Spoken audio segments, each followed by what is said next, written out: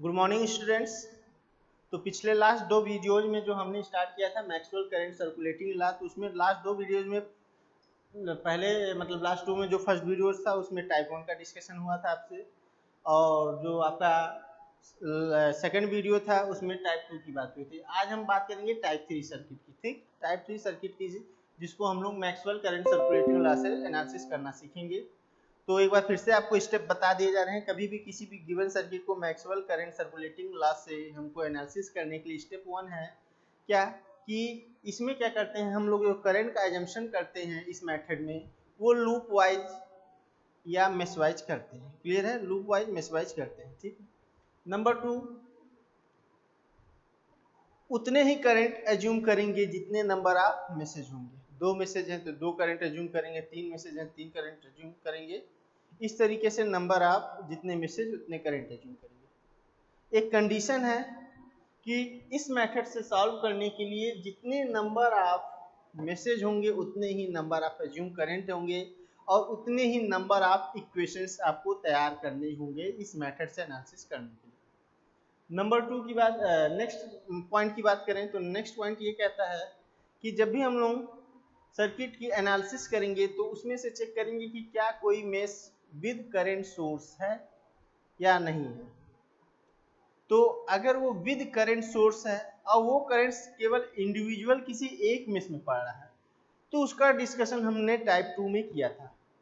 Type 1 में क्या था कि विदाउट करंट सोर्स आपका गिवन सर्किट था। क्लियर है? टाइप 1 में क्या था कि विदाउट करंट सोर्स आपका गिवन सर्किट था। टाइप 2 में हमने ये डिस्कशन किया था कि कोई आपका गिवन सर्किट है जिसमें करंट सोर्स है लेकिन उसका कहाँ पे है, वो कहाँ पे प्रेजेंट है, वो करंट सोर्स किसी एक इंडिविजुअल मेश में प्रेजेंट है। तो उस टाइम हमने बताया था कि वो जिस इंडिविजुअल मेश में पड़ेगा तो उस इंडिविजुअल मेश में माना हुआ करंट या एज्यूम किया हुआ करंट उस करंट सोर्स के वैल्यू के बराबर होगा। लेकिन कंडीशन था या तो प्लस साइन के साथ या तो माइनस साइन के साथ। प्लस साइन के साथ कब बताए थे? जब माने हुए करंट का डायरेक्शन, एज्यूम किए हुए करंट का डायरेक्शन आपके गिवन करंट सोर्स के डायरेक्शन में हो तो उस केस में आप पॉजिटिव साइन लेंगे, अदरवाइज अपोजिट केस में नेगेटिव साइन। आज टाइप 3 वाली बात करने जा रहे हैं। तो नेक्स्ट पॉइंट में हमने ये भी बताया था, पहले ही वीडियोज में बात किया था। किसके पहले वीडियो में? मैक्सवेल करंट सर्कुलेटिंग का के पहले वीडियो में, कि टाइप 3 में हमने बताया था अगर कोई करंट सोर्स प्रेजेंट तो है लेकिन वो इंडिविजुअल किसी एक मेश में ना प्रेजेंट होकर करके किसी दो मेश के बीच में प्रेजेंट है, किसी दो मेश के बीच में प्रेजेंट है, तो ऐसे केस में हमने बताया था कि उन दो मेशों में जो एज्यूम करंट है, तो उन दो, मान लीजिए कि मेश 1 का एज्यूम करंट I1 है, मेश 2 का एज्यूम करंट I2 है। तो इन दोनों, अगर मेश 1 और मेश 2 के बीच में करंट सोर्स पड़ रहा है तो इन दोनों मेश का जो एज्यूम करंट है I1 और I2 इनके रिजल्टेंट के बराबर होगा क्या? आपका दिया हुआ करंट सोर्स। क्लियर? क्लियर बात? क्या बताया जा रहा है कि कभी भी गिवन सर्किट में अगर ऐसा हो कि करंट सोर्स का प्रेजेंट कहाँ हो, करंट सोर्स कहाँ प्रेजेंट हो, किसी दो मेश के बीच में, तो जो दो मेश में माने हुए एज्यूम करंट है उनका जो रिजल्टेंट होगा उसकी वैल्यू उस दिए हुए करंट सोर्स के इक्वल होगा। क्लियर है? अब बात करेंगे कि इसमें भी प्लस माइनस वाला केस है क्या कि नहीं है, उसको आज अभी इस जब टाइप 3 का डिस्कशन करेंगे तो उसमें किया जाएगा। तो अब हम यहाँ पे टाइप 3 वाला सर्किट बनाते हैं। ठीक, तो टाइप 3 वाले सर्किट को देखें इस तरीके से।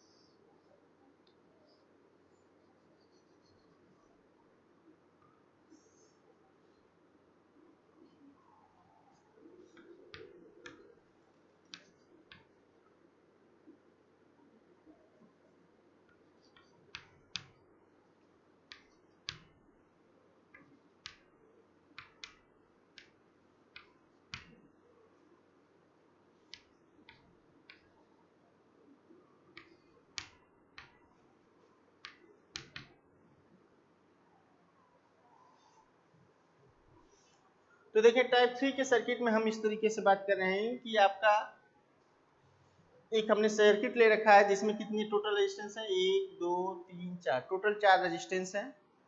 टोटल वोल्टेज सोर्स कितने हैं, 2, एक 10 वोल्ट का, एक 4 वोल्ट का। टोटल करंट सोर्स कितने हैं, एक, कितने एम्पियर का, 6 एम्पियर का। ठीक, तो ऐसा नहीं है कि जब टाइप 3 पढ़ेंगे तो हमेशा हमको 3 मेश का ही सर्किट मिलेगा, ऐसा कुछ नहीं है। टाइप 3 में आपका 2 मेश का भी सर्किट होगा।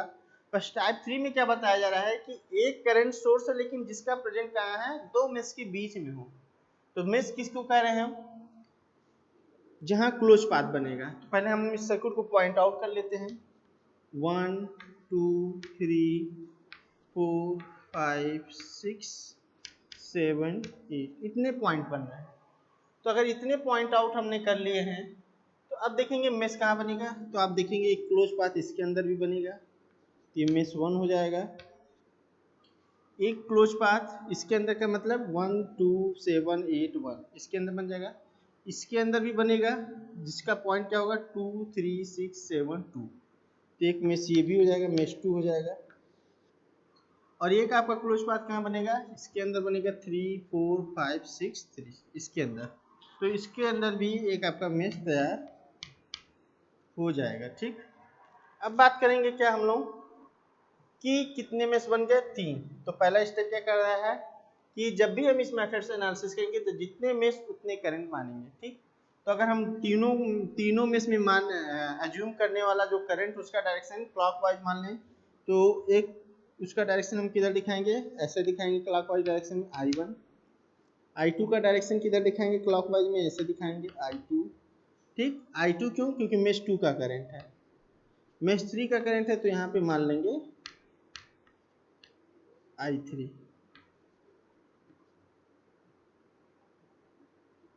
ठीक, ये 3 करंट हमने मान लिया मेश वाइज, मेश 1 में, मेश 2 में और मेश 3।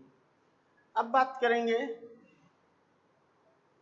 कि करंट सोर्स का प्रेजेंट कहाँ है। करंट सोर्स आप देखेंगे कि मेश 2 और मेश 3 के बीच में पड़ा है। और करंट सोर्स की वैल्यू क्या है, करंट सोर्स की वैल्यू क्या है, 6 एम्पीयर।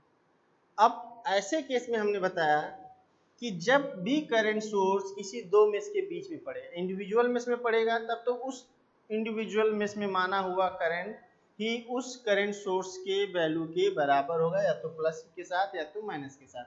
लेकिन जब दो के बीच में पड़ेगा तो इन दोनों के रिजल्टेंट के बराबर क्या होगा, ये इस करंट सोर्स की वैल्यू। तो इस करंट सोर्स की वैल्यू कितनी है, 6। तो अब बात करेंगे, आपको बस इतना ही देखना है इक्वेशंस लिखने से पहले कि कौन सा करंट, कौन सा माना हुआ करंट आपके दिए हुए करंट सोर्स के डायरेक्शन में है और कौन सा माना हुआ करंट आपके दिए हुए करंट सोर्स के डायरेक्शन में नहीं है। जो आपका माना हुआ करंट आपके करंट सोर्स के डायरेक्शन में है उस वैल्यू को पॉजिटिव लिखेंगे, और जो आपके माना हुआ करंट आपके दिए हुए करंट के सोर्स के अपोजिट में उस वैल्यू को निगेटिव में लिखेंगे। ठीक, ये आपको हमने बताया गया था साइन कन्वेंशन में, करंट सोर्स के साथ का साइन कन्वेंशन में कब प्लस लेते हैं कब माइनस, उस टाइम ही इसका डिस्कशन हमने कर लिया था। तो देखिए करंट सोर्स का डायरेक्शन किधर है, एरो देखिए हमारा 3 की तरफ है। तो यानी कि करंट सोर्स का डायरेक्शन किधर है, 6 से 3 की तरफ। ठीक, 6 से किधर है, 3 की तरफ है। अब देखें, जब हम I2 का सर्कुलेशन देख रहे हैं तो I2 का सर्कुलेशन आपको पहले ही बता दिया गया है कि इस I2 का जो सर्कुलेशन है वो क्लॉकवाइज है। तो जब ये क्लॉकवाइज है तो यानी कि ये 2 से 3 चलेगा, 3 से 6 चलेगा, 3 से 6 से 7 चलेगा और 7 से 2 चलेगा। तो जब हम स्पेशली करंट सोर्स वाले पाथ में देखेंगे तो करंट सोर्स वाले पाथ में किधर चलेगा, 3 से 6 चलेगा। और करंट सोर्स का डायरेक्शन क्या है, 6 to 3 है और उसकी वैल्यू कितनी है, 6 एम्पियर है। यानी कि इस दिए हुए करंट सोर्स से आपका माना हुआ जो करंट का डायरेक्शन है वो अपोजिट है, यानी कि इसकी वैल्यू क्या हो जाएगी, माइनस साइन के साथ। ठीक, अब बात करेंगे इसकी वैल्यू, मतलब I2 को किस में लिखेंगे आप, माइनस में लिखेंगे। अब बात करेंगे I3। अब I3 की जब बात करेंगे तो I3 का सर्कुलेशन का पाथ देखेंगे तो 3 से 4, 4 से 5, 5 से 6, 6 से 3। तो आपको बाकी पाथ में नहीं ध्यान देना है, किस पाथ में ध्यान देना है, जिस पाथ में करंट सोर्स जुड़ा हुआ। करंट सोर्स किस पाथ में जुड़ा हुआ है, 3 to 6 में या 6 to 3 में जुड़ा हुआ। तो दिए हुए करंट सोर्स का पाथ क्या है, वो डायरेक्शन क्या है, 6 to 3 है। और आपका जो I3 का सर्कुलेशन है इस पाथ में कैसा होगा, 6 to 3, यानी कि आपके दिए हुए करंट सोर्स के डायरेक्शन में I3 है, यानी कि इसकी वैल्यू कैसी होगी, इसके रिस्पेक्ट में पॉजिटिव, और I2 की वैल्यू इसके रिस्पेक्ट में क्या होगी, निगेटिव। तो क्या लिखेंगे, प्लस I3। ठीक, अब इन दोनों का रिजल्टेंट लिखना है, I2 और I3 का जो रिजल्टेंट होगा उसके बराबर ये 6 होगा। तो I3 प्लस में है और I2 माइनस में है, तो रिजल्टेंट क्या लिखेंगे, I3 minus I2 equal to 6। इसको क्या लिखेंगे, फ्रॉम फिगर। ठीक, I3 minus I2 is equal to 6 from figure, ये हो गया। अब बात करेंगे हम लोग कि आपके पास कितने इक्वेशंस तैयार हो गए, एक इक्वेशन तैयार हो गया जिसको इक्वेशन 1 कहेंगे। ठीक, ये कहाँ से देख के लिखा आपने, फिगर को देख के लिखा, और फिगर को देख के आपको ये पता चला कि I2 6 करंट सोर्स 6 एम्पियर के रिस्पेक्ट में अपोजिट डायरेक्शन में है, और I3 करंट सोर्स 6 एम्पियर के सेम डायरेक्शन में, इसलिए इसकी वैल्यू माइनस और इसकी वैल्यू प्लस, और इन दोनों का जब रिजल्टेंट लेंगे तो आपका I3 माइनस I2 हो जाएगा, जिसकी वैल्यू 6 के बराबर हो जाएगा। अब हम मेश को पहचानेंगे, तो मेश को जब पहचानने चलेंगे तो यहाँ बात करेंगे। पहला मेश ये है आपका 1 2 7 8 1। ठीक, दूसरा मेश कौन सा है, 2 3 6 7 2। तीसरा मेश कौन सा है, 3 4 5 6 2। ठीक, तो देखेंगे हमको एक इक्वेशन आपका बन गया है। हमने आपको बताया एक कंडीशन है, number of message equal to number of assume current is equal to number of equation, यानी एक इक्वेशन तैयार है, दो इक्वेशन और आपको तैयार करना है। तो दो इक्वेशन तैयार करने के लिए यहाँ पे केवीएल लगा करके देख लीजिए, यहाँ पे केवीएल लगा के देख लीजिए, यहाँ पे ले, मतलब इन्हीं दो में केवीएल लगा करके आप इक्वेशन बना लीजिए, और जब इक्वेशन तैयार हो जाए तो इसके साथ मिला करके तीनों इक्वेशन को सॉल्व कर लीजिए। लेकिन अब केवीएल लगाने से भी पहले हमने आपको बताया था कि एक कंडीशन चेक करते हैं कि कहाँ पे केवीएल लग सकता है, कहाँ नहीं लग सकता, और वो कंडीशन कब चेक करते हैं, जब किसी गिवन सर्किट में करंट सोर्स लगा हो, जुड़ा हो, तब। तो अब हमने बताया था कि आपको पहचानना है कि कौन सा मेश या लूप विद करंट सोर्स है या विदाउट करंट सोर्स है। तो देखेंगे ये क्या है, मेश ऑब्लिक लूप, ये क्या, इसमें करंट सोर्स पड़ रहा है, नहीं पड़ रहा है, ये लूप विदाउट CS मतलब करंट सोर्स। ठीक, और ये दोनों लूप इस पाथ में भी पड़ेगा, क्योंकि इस पाथ में भी इस मेश में भी 3 to 6 चलना पड़ेगा, और इस मेश में भी 3 to 6 चलना पड़ेगा, यानी कि ये क्या है, mesh oblique loop with current source है, CS। तो इसमें KVL लग सकता है और इसमें KVL नहीं लगेगा। ठीक, तो यानी कि एक मेश आपने और ढूंढ लिया है कहाँ पे, कि जहाँ पे केवीएल लग सकता है, वो कौन सा है, ये, और वो पाथ कहाँ है, यहाँ पे। अब बात करेंगे कि लूप देखेंगे, तो जब लूप देखेंगे तो एक लूप आपका कौन सा होगा, 1 2 3 6 7 8। दूसरा लूप कौन सा होगा, 2 3 4 5 6 7 2। ठीक, या एक ओवरऑल 1 2 3 4 5 6 7 8।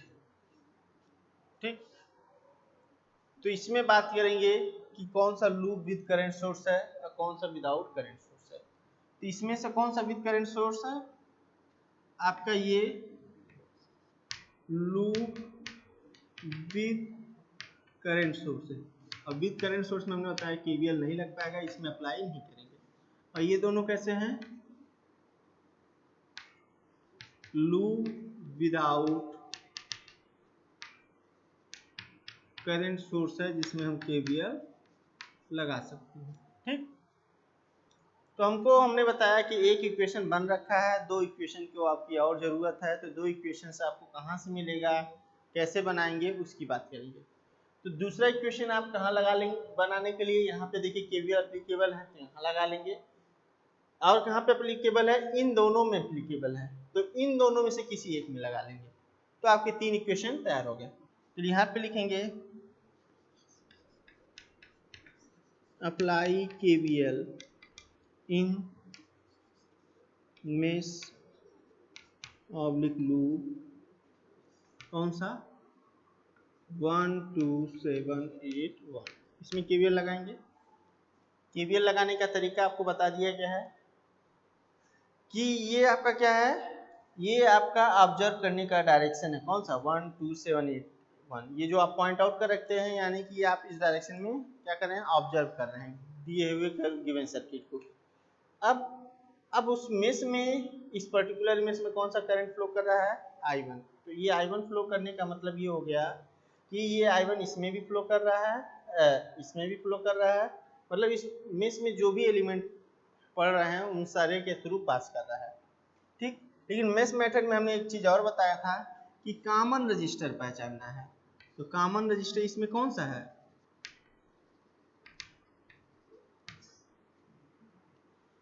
कॉमन रजिस्टर कौन सा पड़ेगा इसमें, जो मेश 1 के अलावा दूसरे के साथ भी अटैच है, तो कौन सा है, ये 3 ओम। तो 3 ओम मेश 1 में और मेश 2 में दोनों में पढ़ने के कारण क्या होगा, इसमें दो करंट सर्कुलेट होंगे। ठीक, एक मेश 1 का करंट सर्कुलेट होगा, एक मेश 2 का करंट सर्कुलेट होगा, यानी कि आपको बताया गया था ऐसे रजिस्टर को जो कॉमन होंगे उनको दो बार आपको क्या करना पड़ेगा, लिखना पड़ेगा अपने अपने करंट के साथ। तो पहले हम स्टार्ट करते हैं 1 से 2 में, तो 1 से 2 चलेंगे तो कितने ओम का रजिस्टर लगा, 2 ओम का रजिस्टर, उसमें करंट का सर्कुलेशन क्या है, ये मेश में होने के कारण इसमें करंट के सर्कुलेशन I1 है, उसका डायरेक्शन क्या है, उसका डायरेक्शन क्लॉकवाइज है, तो क्लॉकवाइज मतलब 1 से 2 चल रहे हैं, और आपका ऑब्जर्व करने का भी डायरेक्शन 1 से 2 है, इसको क्या लिखेंगे, 2I1। कभी भी इक्वेशन लिखते टाइम 2 ओम I1 नहीं लिखना है, क्लियर है आप लोगों को, कभी भी इक्वेशन लिखते टाइम 2 ओम I1 नहीं लिखना है, सीधे वैल्यू लिखेंगे और I1 लिखेंगे, तो 2I1 लिखेंगे। अब ये 1 से 2 हो गया आपका, 2 से 7 चलना है, 2 से 7 चलेंगे तो देखेंगे इसमें दो एलिमेंट हैं, एक आपका 3 ओम का रजिस्टर है और एक आपका वोल्टेज सोर्स है। ठीक, तो रजिस्टर में हमने बताया दो करंट फ्लो कर रहा है, तो उसको हम लोग दो बार लिखेंगे अलग अलग करंट, पहले जिस मेश को देख रहे हैं उसके करंट के साथ, और जिसके साथ रिलेट कर रहा है उस मेश के करंट के साथ। तो पहले इसके करंट के साथ लिखेंगे, तो I1 का सर्कुलेशन क्या है, 1 से 2 2 से 3, और आप ऑब्जर्व सॉरी 1 से 2 2 से 7, और आप ऑब्जर्व किधर कर रहे हैं 2 से 7, तो यानी कि रजिस्टर में फ्लो करने वाला करंट और आपके ऑब्जर्व करने का डायरेक्शन, आपके ऑब्जर्व करने का डायरेक्शन रजिस्टर में फ्लो करने वाले करंट का डायरेक्शन अगर सेम होता है तो हमने बताया था माइनस साइन लेते हैं, तो यहाँ पे माइनस साइन छूट गया है तो यहाँ माइनस लगाएंगे, और फिर नेक्स्ट वाला भी माइनस लेंगे, क्या लेंगे यहाँ पे -3I1। अब इसमें एक करंट और सर्कुलेट कर रहा है, कौन सा, ये वाला, तो अब इसका सर्कुलेशन कैसे है, 2 से 3 3 से 6 6 से 7 और फिर 7 से 2, और लेकिन आप किधर चल रहे हैं, 2 से 7 चल रहे हैं, तो ये अपोजिट हो जाएगा आपके ऑब्जर्वेशन के, तो इसलिए प्लस है, तो 3 + 3I2 हो जाएगा। ठीक, अब ये रजिस्टर हो गया। अब इसके बाद इसमें इसी पाथ में एक एलिमेंट और है, कौन सा है, 4 वोल्ट का वोल्टेज सोर्स या बैटरी, तो उसमें आप ऑब्जर्व किधर करें, 2 से 7, तो बैटरी के लिए हमेशा बताया गया था जैसे भी ऑब्जर्व करना हो करें, लेकिन हमेशा बैटरी का जो सेकेंड प्लेट होगा उसका साइन चूज करेंगे, तो क्या हो जाएगा -4,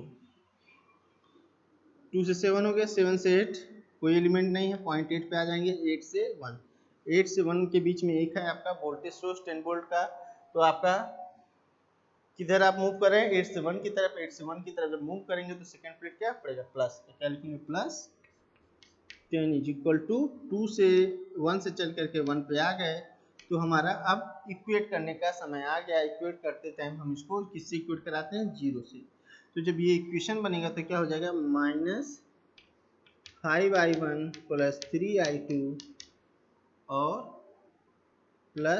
6 इज इक्वल टू 0, ये इक्वेशन नंबर 2 हो जाएगा। ठीक, अब इसके बाद इक्वेशन 1 हो गया, 2 हो गया। बार बार कह रहे हैं आपको उतना ही इक्वेशन बनाना है जितने नंबर ऑफ मैसेज हैं, जितने नंबर ऑफ अज्यूम करंट है, उतने ही नंबर ऑफ इक्वेशन बनाने हैं। अब आपके पास यहाँ से बन गया फिगर से, एक इसमें से बन गया। अब आपके पास दो लूप है जहाँ के भी लग सकते हैं, ये लूप भी, ये लूप भी। तो जरूरी नहीं है कि दोनों में लगाना है, हमको तीन ही इक्वेशन बनाना है, तो यहाँ पे लगा करके या तो बना लें, या तो यहाँ पे लगा करके बना लें। तो कहीं पे भी लगा करके बना लें। आपको क्या करना है कि जो क्या नाम है, किसी एक में से इक्वेशन तैयार कर लें ताकि आपके टोटल 3 इक्वेशंस आपके तैयार हो जाए। तो हम यहाँ किसी एक में लगा ले रहे हैं, तो मान लीजिए हम इसमें लगा दे रहे हैं। तो लिखिए अप्लाई KVL इन लूप 2 3 4 5 6 7, तो इसमें KVL लगाने जा रहे हैं। तो ये आपको हमने बताया, ये जो पॉइंट आउट कर रखते हैं आप, ये क्या करता है, ये आपके ऑब्जर्व करने का डायरेक्शन बताता है। तो 2 से 3 जब चलना स्टार्ट करेंगे हम, तो 2 से 3 जब चलेंगे तो 2 से 3 के बीच में कौन सा रेजिस्टेंस दिख रहा है आपको, 5 ओम का रेजिस्टेंस। और 5 ओम का एग्जिस्टेंस किधर दिख रहा है आपको, 5 ओम का रेजिस्टेंस का एग्जिस्टेंस किधर दिख रहा है, केवल मेश 2 में है। वो कॉमन रेजिस्टेंस नहीं, वो इंडिविजुअल मेश का रेजिस्टेंस है। किस इंडिविजुअल मेश का, मेश 2 का। तो उसमें कौन सा करंट सर्कुलेट करेगा, जो मेश 2 का करंट आपने अज्यूम कर रखा है। तो मेश 2 का करंट क्या अज्यूम कर रखा है, I2। उसका सर्कुलेशन किधर है, क्लॉकवाइज। क्लॉकवाइज यानी 2 से 3, यानी कि आप भी 2 से 3 ऑब्जर्व कर रहे हैं, करंट का सर्कुलेशन भी 2 से 3 है। तो आपको बताया गया था कि किसी रजिस्टर में फ्लो करने वाले करंट का डायरेक्शन और आपकी ऑब्जर्वेशन का डायरेक्शन सेम होगा, तो आप क्या साइन यूज करेंगे, माइनस। तो आपको साइन कन्वेंशन में ये सब बातें हो चुकी हैं। तो यहाँ लिखना है -5I2। अब 3 से 4 चलना है। 3 से 4 कोई एलिमेंट नहीं है, पास करते हुए सीधे 4 पे आ जाएंगे। फिर आपको 4 से 5 चलना है। 4 से 5 चलेंगे तो यहाँ पे देखेंगे एक 7 ओम का रेजिस्टेंस जुड़ा हुआ है। तो अब देखना है 7 ओम का रेजिस्टेंस किस मेश में एग्जिस्ट कर रहा है। तो 7 ओम का जो रेजिस्टेंस है वो मेश 3 में एग्जिस्ट कर रहा है। तो 7 ओम का रेजिस्टेंस जो मेश 3 में एग्जिस्ट कर रहा है, वो किसी और के साथ नहीं जुड़ा हुआ है, यानी कि उस मेश का वो इंडिविजुअल रजिस्टर है। तो उस मेश में कौन सा करंट मान रखा है आपने, उस मेश में I3 मान रखा है। तो यानी कि अब I3 का डायरेक्शन चेक करना है। I3 का डायरेक्शन आपने क्या ले रखा है, शुरू में बात कर लिया आपने, क्लॉकवाइज ले रखा है। तो क्लॉकवाइज लेकर रखा है, तो इसका सर्कुलेशन 3 से 4, 4 से 5 होगा। और आप किधर चल रहे हैं, आप भी 4 से 5 चल रहे हैं, यानी कि आपका रजिस्टर में फ्लो करने वाला करंट का डायरेक्शन आपके ऑब्जर्व करने का डायरेक्शन सेम है। तो कौन सा साइन लेंगे रजिस्टर के लिए, -7I3। 5 से 6 चलेंगे, 5 से 6 कोई एलिमेंट नहीं है, पास करते हुए 6 पे आ जाएंगे। फिर 6 से 7 चलेंगे, 6 से 7 कोई एलिमेंट नहीं है, पास करते हुए 7 पे आ जाएंगे, 0.7 पे आ जाएंगे। और फिर अगला 7 से 2 चलना है आपको। तो जब 7 से 2 चलेंगे तो 7 से 2 के बीच में दो एलिमेंट है, एक 4 वोल्ट का बैटरी सोर्स है और एक आपका 3 ओम का रजिस्टर है।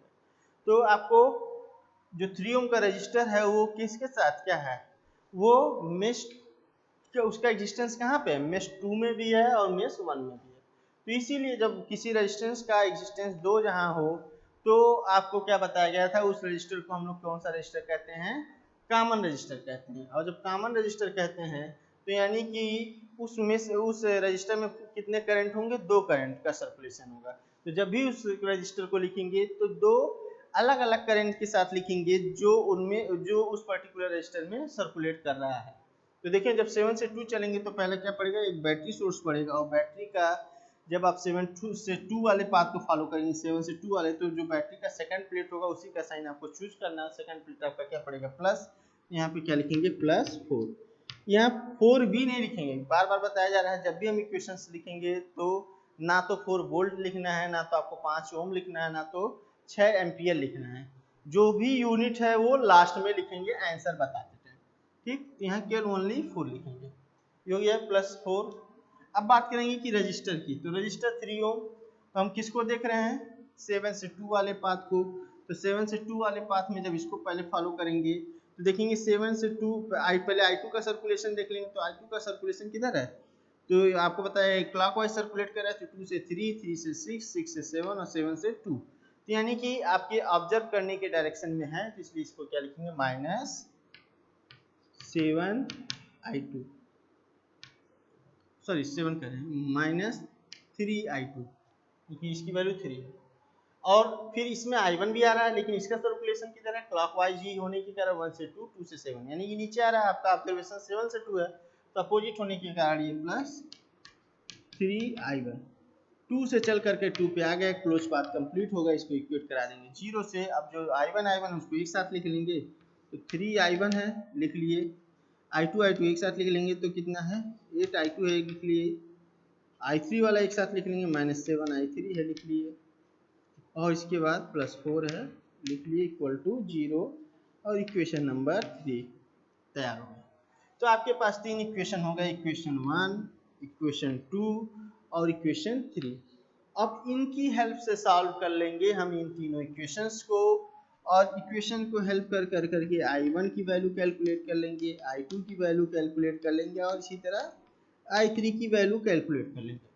और जब ये वैल्यूज कैलकुलेट हो जाएंगी, तो हमसे सर्किट में जो भी क्वेश्चन पूछा जाएगा, किसी पर्टिकुलर ब्रांच का करंट, या किसी मेश का करंट, या किसी पर्टिकुलर ब्रांच में वोल्टेज ड्रॉप, या किसी ब्रांच का आपका पावर, तो पर्टिकुलर रजिस्टर में कोई ड्रॉप पूछ रहा है, कि किसी पर्टिकुलर रजिस्टर में आपका पावर पूछ रहा है, या ओवरऑल सर्किट का पावर पूछ रहा है, या किसी पर्टिकुलर मेश का कुछ भी इंडिविजुअल केस कोई ऐसा पूछ रहा है, तो आपको पहले ये इन 3 वैल्यूज को फाइंड करना होगा, या हो सके i1 i2 i3 दिए हों और आपको ये रजिस्टर ना दिए हों, तो मतलब हमेशा आपको क्या करना है, अननोन वैल्यूज को फाइंड करना होगा इसी तरीके से, ठीक।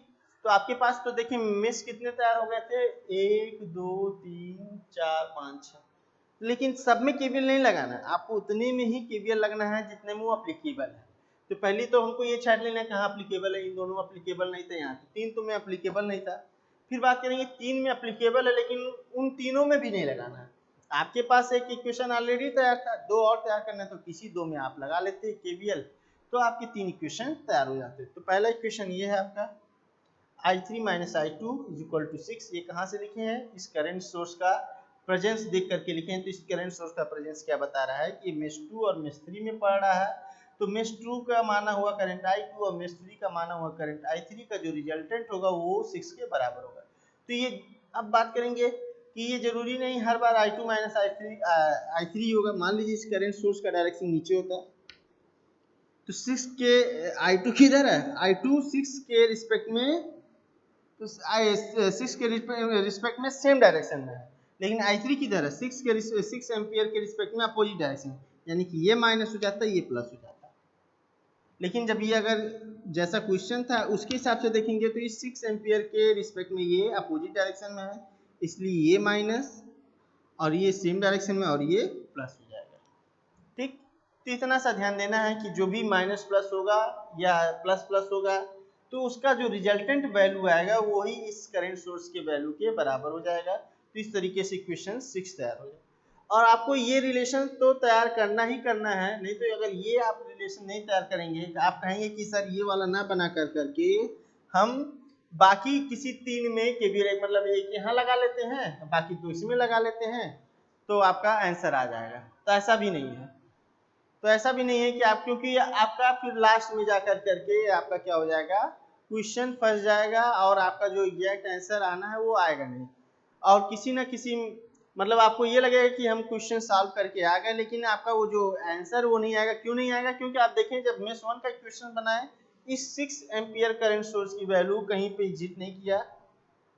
जब आपने यहाँ पे ये बनाया 6, तो ये कहीं एग्जिस्ट नहीं किया, क्योंकि ये 6, ये 4 - 10 का 6 है, इस करंट सोर्स का एग्जिस्टेंस 6 नहीं है, इस करंट सोर्स का एग्जिस्टेंस नहीं आएगा।